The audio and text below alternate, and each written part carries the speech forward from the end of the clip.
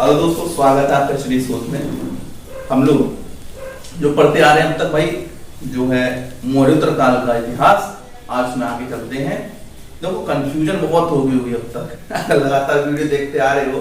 फिर सब क्या पढ़ा दिए, हिंदी यवन पढ़ा दिए, इंडो ग्रीक पढ़ा दिए, फिर शक हो गया, फिर कुषाण हो गया, फिर बचा हुआ वो क्या था, एक वो पहला वंश हो गया पार्थियंस वाला। तो बड़ा कंफ्यूजन हो गया होगा यहाँ तक, एकदम हौच पौच दिमाग में। चलो इसको एक वाइड फ्रेम बिल्कुल क्लियर कट करते हैं ताकि इतिहास को सही समझ के साथ पढ़ सके, यही हमारा ड्यूटी है। ठीक है, चलिए एकदम क्लियर कट थोड़ा सा एक ओवरव्यू आपको देने की कोशिश करेंगे।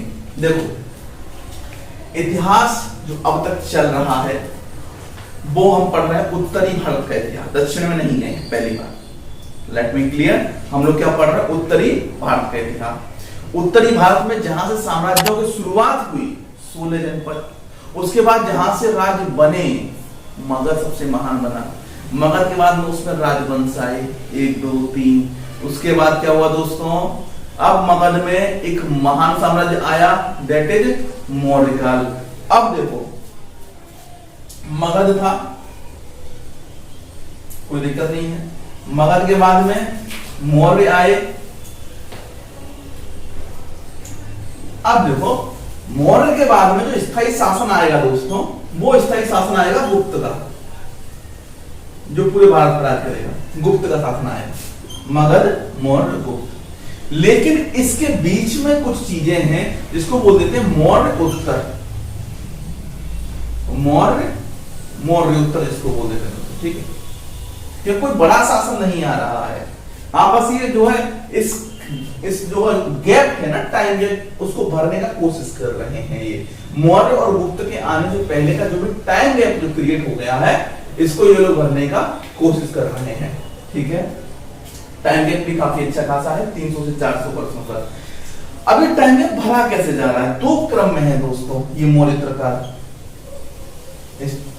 ग्राफ को बना लीजिए ऐसे, काफी इंपोर्टेंट रहेगा। मतलब याद कर रहे हैं, समझ विकसित होगी, बड़ा कंफ्यूज जाओ कब सातवाहन आ गया, कब गुप्त चला गया, बड़ा दिक्कत हो जाए। ठीक है, तो एक क्रम है, आई रिपीट, मगध चल रहा था, मगध से मौर्य है, मौर्य के बाद में जो डायरेक्ट आएगा वो गुप्त आएगा, क्योंकि ये महान शासन है। उसके बीच का जो है केवल गैप भरने का काम कर रहा है। एक है भारतीय, यहाँ का स्थानीय है, एक है विदेशी। ठीक है, सबसे पहले विदेशी पढ़े, तो जो विदेशी आए उन्होंने भारत में शासन स्थापित कर लिया। आज हम भारतीय पढ़ेंगे। अब इन विदेशियों में कौन कौन से हैं, इन विदेशियों की बात कर रहा हूं, फ्रेम में नहीं आ रहा हूं, ऊपर आ जाते हैं विदेशियों में। हिंद यूनानी, ठीक है, उसके बाद शक थे, पहलव है, कुषाण है, इतने हमने जान लिए इससे पहले के वीडियोस में। ठीक है, वीडियो नहीं देखा है जाइए और उन वीडियोस को विजिट कीजिए। आप हमारे होम पेज पे चले जाएंगे, होम पेज पे जाकर वीडियो मिल जाएंगे प्लेलिस्ट में। ठीक है, अब एक बचता है यहां से, वो है सातवाहन। ठीक है, सातवाहन कालक्रम में सबसे लास्ट में है। ठीक है, इधर जो मौर्य को खत्म करके गद्दी पे आए वो भारतीय शासक थे सुंग। सुंग आ गए, कौन से आए, सुंग आए, और सुंग के बाद में कड़व आ गया। ठीक है, तो इन दोनों विदेशी शासकों के बीच में 2 आए, भारतीय सुंग और कड़व, इनके समकालीन चले सुंग और कड़व। और इस कड़व शासक को मार करके गद्दी पे आ जाता है सातवाहन, जो है कड़व शासक को मार देता है। ठीक है, और बाद में ये दक्षिण तक सिमट जाता है और एक महान साम्राज्य बन जाता है, वो गुप्त। पूरा फ्रेम क्लियर है बिल्कुल। ठीक है, विदेशी कैसे भारतीय कैसे विदेशी, तो बिल्कुल भी कंफ्यूज नहीं होंगे। और इनके राजा वाजा इंपोर्टेंट वो आपको बता ही दिए। चलो ठीक है, चलो कोई दिक्कत नहीं। ठीक है, आप देखो हम भारतीय पे आ जाते हैं। आज भारतीय शासकों की बात करेंगे दोस्तों। जो शासक है आपके, जो विराजमान हो जाते हैं पाटलिपुत्र पे, तो पाटलिपुत्र में जो शासक जिसका था मौर्यों का था, मौर्यों का खात्मा हो चुका है, क्योंकि मौर्य का अंत था बृहदत्त, और बृहदत्त का गेम बजा दिया कौन, पुष्यमित्र शुंग। अब देखो सिनेरियो बदलने वाला समाज का, और सिनेरियो कैसे बदलने वाला है, वर्णा सिस्टम। वर्णा क्या कहता है, वर्णा सिस्टम कहता है कि भाई टॉप पे कौन है, ब्राह्मण्स है, देन फिर क्षत्रियास है, देन फिर वैश्य और शूद्र है। ब्राह्मण्स का काम क्या है, पढ़ना पढ़ाना, ज्ञान बांटना। क्षत्रिय का काम क्या है, युद्ध करना, रक्षा करना। लेकिन अब सत्ता के लालच में ब्राह्मण इस चीज को तोड़ करके और गद्दी पे बैठ जाते हैं, ब्राह्मण पुष्यमित्र शुंग। ये सब बातें आज भी लागू होती है दोस्तों। ये केवल बहकाने के लिए होता है बहुत सारी राजनीतिक पार्टियों द्वारा, ये उसके खिलाफ, ये उसके खिलाफ। सारी राजनीतिक पार्टियों के जो उच्च पदाधिकारी हैं, जो मंत्री वगैरह हैं, सब साथ मिलकर के पार्टी करते हैं। ये का प्रोफेशन है, बाई प्रोफेशन एक दूसरे को गाली देते हैं, पीछे कुछ नहीं है। तो power is the most important thing in the world, ठीक है। पावर के लिए ये करते हैं, अगर बहुत बेकार है ये पार्टी, उसका नेता ऐसा बेकार है, ये इन्फ्रंट करते हैं। बाद में सब मिलते हैं, एक दूसरे के पार्टी में जाते हैं, एंजॉय करते हैं। ये गलत नहीं, प्रोफेशन है इनका भाई। तुम सोचते हो ना आदर्शवादी, नहीं वो पार्टी ऐसे ही है, वो ऐसी है, ऐसा कुछ नहीं होता। इसे देखो सत्ता का लालच से टूट चुका है इसमें भी। देख रहे हैं कैसे जो ब्राह्मण जो ज्ञान बांटने काम कर रहे थे, उन्होंने तलवार उठा ली, ठीक है। अगर आप देखो ज्ञानवान आदमी कुछ भी करो, कुछ भी चीज होगी ना तो उसको अपने हिसाब से ढाल देगा। ये ज्ञानवान का थोड़ा वो होता है, बेनिफिट होता है। जैसे कभी भी पूछोगे, देखो हिस्ट्री हमेशा पढ़ो तो ना हिंदू बन के, ना मुस्लिम बन के, ना क्रिश्चियन बन के, ना ब्राह्मण बन के, ना क्षत्रिय बन के, और ना वैश्य ना शूद्र बन के। हिस्ट्री पढ़नी है तो तटस्थ रहकर पढ़ो। तटस्थ समझते हो, किसी भी तरह का कोई इन्फ्लुएंस नहीं। अगर हम इन्फ्लुएंस होंगे ब्राह्मण मेथोडोलॉजी से, पूछा जाएगा बताइए ब्राह्मण होगा क्या उठा लिया, और देखिए धर्म का जो नाश हो रहा था इस वजह से ब्राह्मण ने खुद तलवार उठा लिया। मतलब क्षत्रिय कुछ नहीं कर पा रहे, तो हम जो ब्राह्मण हैं वो खुद तलवार उठा करके अब वो जो धर्म का नाश हो उसको बचाएंगे। डिफेंड कर दिया खुद को, ज्ञान है ज्ञान का ये ब्यूटी है। इस हिस्ट्री पढ़नी है, तटस्थ होकर पढ़ेंगे। इतिहास बदल रहा है, ब्राह्मण वंश जो है पहली बार सत्ता में आ रहा है दोस्तों, पुष्यमित्र शुंग के रूप में।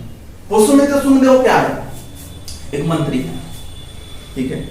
इधर बृहद अंतिम राजा है मौर्य वंश का, और मौर्य वंश में जो है बहुत जगह जगह विद्रोह हो रहे हैं, जनता त्राहिमाम है। साथ ही साथ राजा की वो कैपेबिलिटी नहीं है, तो राजा जो है उसको रोक सके। इस वजह से सत्ता की कमजोरियों को फायदा उठा करके सारे पदाधिकारियों को अपनी तरफ मिला करके पुष्यमित्र सिंह इसका कत्ल कर देते हैं। बड़ी सभा में बृहदत्त को मार देते हैं। भैया उल्टे काम कीजिएगा, या फिर जो तुमको पोस्ट मिला उसको संभाल नहीं पाइएगा, तो इसमें गलती पुष्यमित्र सिंह का नहीं है, तुम्हारा गलती है ना, तुम नहीं संभाल पाए। अशोक का कत्ल नहीं कर देता कोई, काहे नहीं कि भाई क्षमता है, जुटिया देगा। अशोक है वो, अशोक का कोई मंत्री आकर करेगा गलती, फिर बोला मारेगा नहीं, पूरा खानदान मिटा देगा भाई। खुद में पावरफुल है ना बंदा, ये कमजोर हुआ तो पुष्यमित्र सिंह का काहे गलती, बोला समुद्र मार दे। मार का दिया, उम्र में बैठा था तब मारा ना,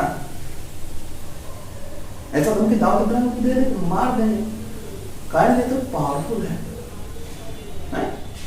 यही है क्षमताओं का विकास किया पुष्यमित्र सिंह ने, अपनी क्षमताओं का विकास किया, तो बैठ गए गलती चलाया शासन। इसने अपना पहला राजधानी दोस्तों पाटलिपुत्र में था। जो कालक्रम थोड़ा सा ध्यान रखेंगे, 185 बीसी से लेकर 148 बीसी तक जो है पुष्यमित्र सिंह रहा है गद्दी पर, ठीक है। और देखो यहाँ पे तो इसके जो उसके बारे में जिक्र मिलता है वो महाभाष्य में मिलता है। महाभाष्य पतंजलि का है, पतंजलि का महाभाष्य है लिखा हुआ, उसमें जिक्र मिलता है पुष्यमित्र सिंह की पूरी व्यवस्था का, ठीक है। और देखो इसने क्या किया, पहला राजधानी पाटलिपुत्र बनाया, पटना दोस्तों पाटलिपुत्र का पहले, अब दूसरा राजधानी विदिशा बना दिया है, ठीक है। दो राजधानी रखा अपने शासनकाल में, पहला पाटलिपुत्र दूसरा विदिशा, ठीक है। अपने शासनकाल में 2 अश्वमेध यज्ञ किया, ठीक है। बिकॉज अब पूछिए वापस रानियों से, कौन सी पहले वाली, ये राजा जो है अश्वमेध यज्ञ करेगा, राजा जो है भगवान का प्रतिनिधित्व है, इत्यादि इत्यादि। अब आज अयोध्या पे आगे, अयोध्या अभिलेख में ये जिक्र मिलता है दोस्तों कि इसने 2 अश्वमेध यज्ञ किया। अब अश्वमेध यज्ञ तो नहीं समझाएंगे, अश्वमेध यज्ञ नहीं समझे हो तो बड़े निरामूर्ख हो, बहुत पहले बता दिया। अश्वमेध यज्ञ जो है जितना यज्ञ होता है ना 4 टाइप का यज्ञ, सारा का सारा यज्ञ दिख रही है हम किसमें, ऋग्वेदिक काल में। नहीं देखो जाकर वीडियो देखो ऋग्वेदिक काल वाला, सारे यज्ञ का जिक्र वहां मिल जाएगा। अच्छा, कुछ चीजें ऐसी देखने को मिलती हैं कि सप्रेस्ड बुद्धिज्म को सप्रेस्ड किया, ठीक है। लेकिन देखो बुद्धिज्म सप्रेस्ड किया है, लेकिन पूरी तरह से हर चीज में रोक नहीं लगा दिया कि बुद्ध को देखते काट डालो, वो बुद्ध को जो फॉलोअर्स हैं उनको देखते काट डालो, ऐसा कुछ नहीं किया है। सप्रेस्ड किया है, उसने एक को प्रमोट किया है, दूसरे को प्रमोट करना छोड़ दिया है, इतना किया है। आई रिपीट, एक को प्रमोट कर रहा है, दूसरे को प्रमोट करना छोड़ दिया है, ठीक है। ऐसा नहीं कर दिया है बिल्कुल कि जो है देखते ही जो बुद्धिज्म के फॉलोअर्स को मार डालो काट डालो, ऐसा नहीं किया है। इस तरह कट्टरपंथी व्यक्ति नहीं है। हाँ, सपोर्ट करना बंद कर दिया है, उनको प्रमोट नहीं करता है। प्रजाप्रसाद जो है अगर ब्राह्मण्स का एक जगह हो रहा होगा, दूसरे बुद्ध का हो रहा होगा, तो प्रायोरिटी जो है किसको मिलेगी आप देख सकते हैं, ठीक है। ये मैं किस वजह से कह रहा हूं, इस वजह से कह रहा हूं कि दो ऐसी घटनाएं हैं जो इसके क्रम में हुई जो बताती हैं कि ये चीजों को फॉलो कर रहा है लेकिन अधिक कट्टरपंथी नहीं है। पहला, सांची के स्तूप का रिनोवेशन। सांची का स्तूप कौन बनवाए? सम्राट अशोक। उसका रिनोवेशन हुआ है। भूकंप आ गया तो टूट गया था। बोल भूकंप आ गया था, नया घटना नहीं है, भूकंप आता है, इतिहास में भूकंप कई बार आया भाई। बोले तुम ज्योग्राफी पढ़ ले तो समझ गए तो नहीं, जमीन के अंदर से ऐसी तरंग उठती भूकंप आता है, तो ऐसा नहीं है, भूकंप इतिहास से आता है। कुछ ये टूट फाड़ गया था तो इस वजह से इसका रिपेयरिंग हुआ। दूसरा, भरहुत का स्तूप जो है उसी के पूरे शासनकाल में बना है। इन दो आधारों में मैं कह सकता हूं कि हाँ इसने सप्रेस्ड किया लेकिन पूरी तरह चीजों पर रोक नहीं लगा, ठीक है। दूसरे पे आ जाओ, इस वंश के दूसरे हुए वो हुए अग्निमित्र, ठीक है।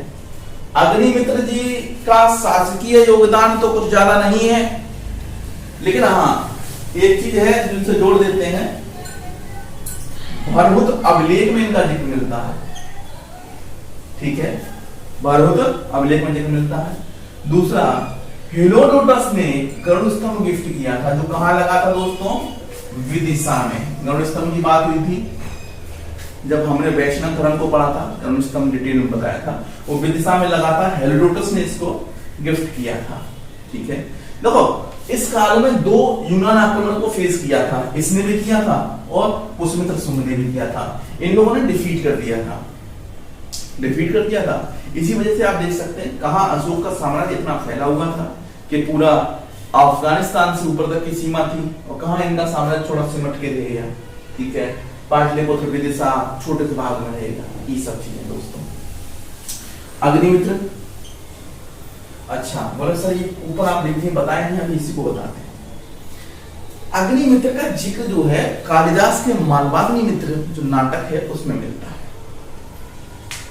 अब नाटक का जिक्र आया है तो बोलो सर सुनाओ, तो कुछ जिक्र करेंगे क्योंकि मालवाग्निमित्र का जिक्र जो है आएगा जब कालिदास को पढ़ेंगे उस समय। आप अगर हिंदी साहित्य के स्टूडेंट तो बहुत अच्छा है, डिटेल में पढ़े हो, ठीक। इसमें नायक के रूप में देखो मालविका जो है नायिका है, अग्निमित्र जो है नायक है, ठीक है। मालविका नायिका है, अग्निमित्र नायक है। इस तरह से इन दोनों की प्रेम कहानी को दिखाया गया है इसमें मालवाग्निमित्र में, ठीक है। तो आप अग्निमित्र जो है जिक्र किसमें करा? कालिदास ने। अंतिम शासक इस वंश का दोस्तों हुआ देवभूति, ठीक है। एक वही गलती दोहरा दिया देवभूति जो प्रजत दोहराया था, और पुरखों का है, हमको का बिगाड़ेगा, इसका भी गेम बजा दिया। कौन? कर्मवंश का वासुदेव। क्यों सिखाए तो यही थे, बोले हम मंत्री थे, राजा कमजोर हुआ, हम राजा को हटा दिए, मार दिए। इसी तरह से इनका मंत्री था वासुदेव, तो वासुदेव भी कुछ गलत नहीं किया।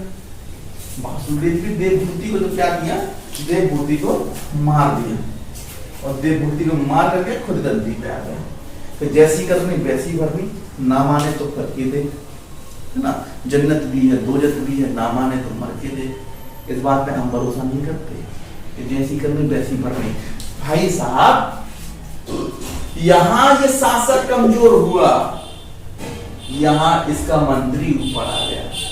यहां ये शासक कमजोर हुआ और वहां उसका मंत्री ऊपर आ गया, अपना वंश बना दिया। गलत क्या है? आगे बढ़ना प्रकृति का नियम है, वो गलत थोड़ी किया है ना। ऐसा इतिहास में बहुत बार देखने को मिलेगा। हाँ?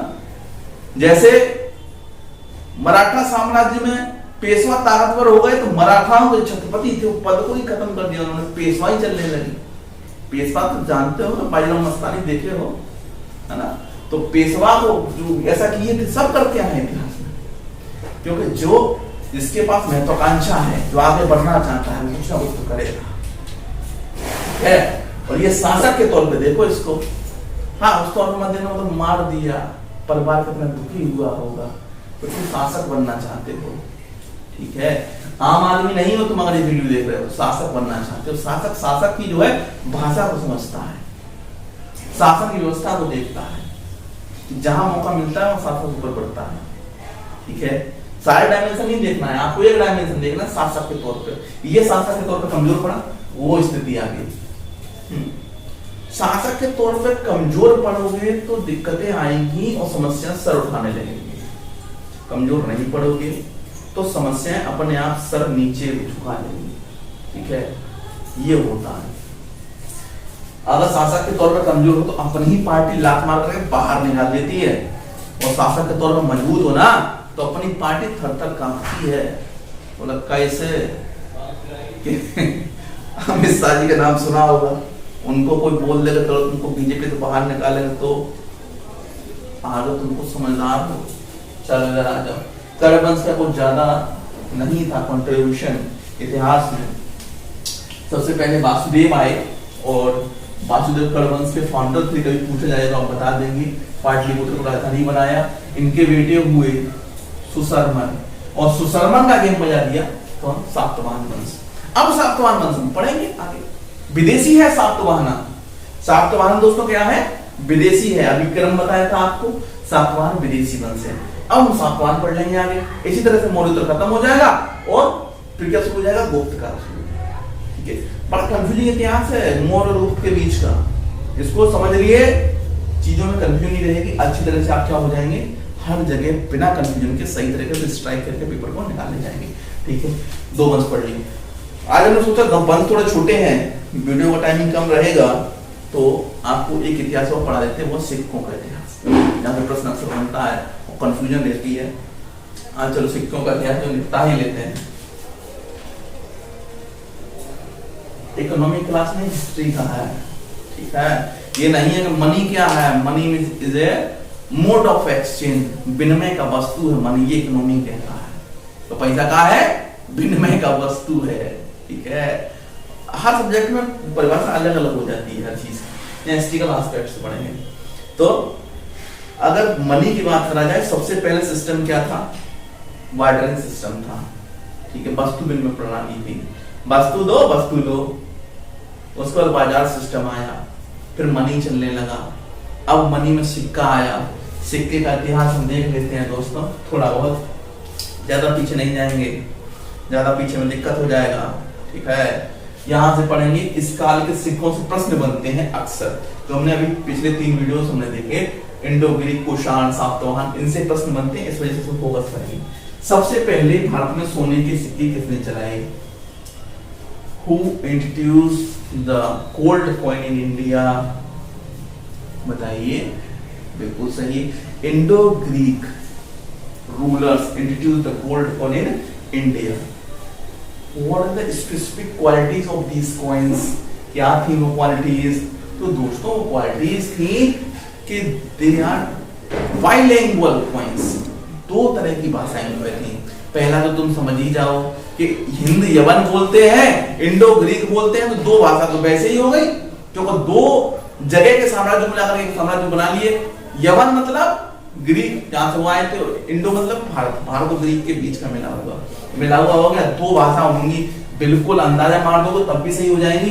पहली यूनानी भाषा और दूसरी प्राकृत। प्राकृत उस समय इंडिया का भाषा था, एक तरफ यूनानी एक तरफ प्राकृत। बाइलिंगुअल कॉइन कब चले? समझ गए, in period of Indo Greek. चलिए, अच्छा, इंडो ग्रीक में सोने के सिक्के चलाए प्रारंभ किए हैं, लेकिन ये और किस किस चीज के सिक्के छापते थे? तो सोना, तांबा, चांदी। बोले सब बहुत बुरा लग रहा है, क्या क्रम बना दे? क्रम थी सोना, चांदी, तांबा। क्यों? पैसा जैसे घटता जाता है, पैसे वैसे वैल्यू बढ़ती जाती है, और वैसे बोलने में अच्छा लगता है। कभी जो है चांदी सोना चांदी सुने हो, सोना चांदी का सुने हो? यही होता है, क्योंकि सबसे महंगा सोना, उससे छोटा चांदी, जिसकी ज्यादा वैल्यू उसको ऊपर मनुष्य को बोलने का तरीका है, ठीक है। अब सबसे ज्यादा शुद्ध सोने के सिक्के किसने चलवाए? Who started gold coin? That is Indo-Greek rulers. And who started pure gold coin and maximum number of gold coin? Who? Kushanas, Kushan वंश। कनिष्का पढ़ाए थे आपको, कनिष्क थे, कनिष्क वगैरह, उन्होंने सबसे पहले शुद्ध सोने के सिक्के चलवाए दोस्तों, ठीक है। तो कनिष्क में हमने आपको बताया था, ठीक है, कि इसमें जो रूलर हुए वो शिव के भक्त भी रहे, है ना, वैष्णव भक्त भी रहे, कनिष्क बुद्ध से थे, ठीक है। तो इनके रूलर्स ने देवी देवता शिव कार्तिकेय इत्यादि के सिक्के चलवाए, उनपे इनकी पेंटिंग्स छपी हुई थी। ये दो तो हम आपको पढ़ा चुके हैं पहले ही, ठीक है। तीसरा सिक्के का इतिहास में इंट्रोड्यूस करेंगे आज आपको सातवाहन वंश से। सातवाहन वंश अभी आगे पढ़ने वाले हैं हम लोग। तो what is the contribution of Satavahanas? That is they introducing first time the potin coins, जिसको बोलते हैं सीसा के सिक्के। सीसा के सिक्के को भारत में पहली बार लाने वाले सातवाहन थे। सीसा पोर्टेन जिसे बोलते हैं, ठीक है। और इन्होंने किसके सिक्के चलवाए? सोना, तांबा, पोर्टीन। चांदी नहीं है, आई रिपीट, चांदी नहीं है, सोना, तांबा और पोर्टीन, ठीक है। अब अगर आपने मेरा वीडियो पिछला कल वाला देखा हो, लास्ट वाला, तो उसमें हमने एक चीज बताई थी कि जब भारत का मैप हमने आपको बताया, उसमें बताया था कि सातवाहन दक्कन में है। दक्कन से दोस्तों क्या मिलती है? समुद्री सीमा मिलती है, और समुद्री सीमा मिलती है तो इनके सिक्कों पे स्पष्ट दिखाई देता है समुद्री सीमा।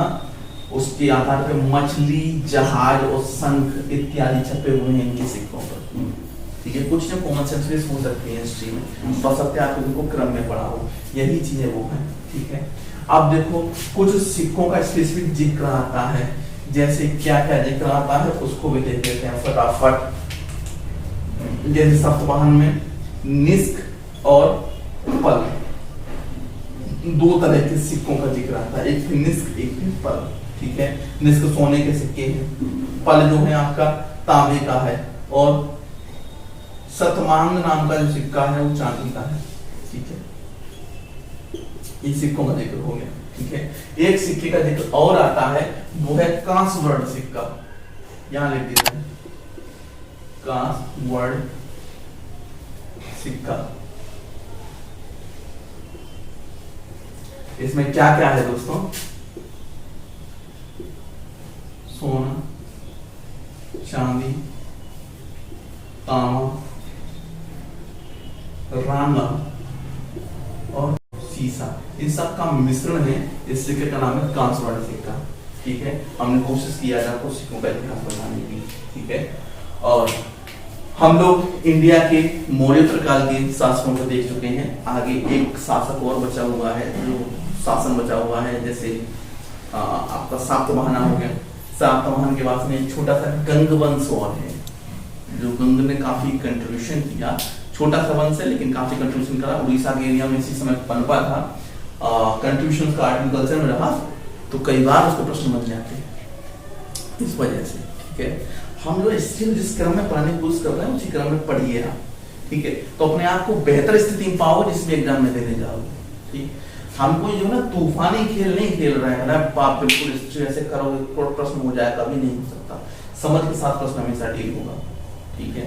और कोई टारगेट नहीं है कि नहीं इतना जल्दी खत्म कर देंगे, ये हो जाएगा वो जाएगा, कुछ नहीं है। हिस्ट्री को हिस्ट्री के तरीके से पढ़ो, हर पेपर में डील करने की स्थिति में आ जाओ। इस वजह से उसी क्रम में हम लोग चल रहे हैं। वीडियो में अपना प्यार बनाए रखें। अंत तक वीडियो देखने के लिए थैंक यू। चलिए मिलते हैं अगले वीडियो में, तब तक के लिए जय हिंद।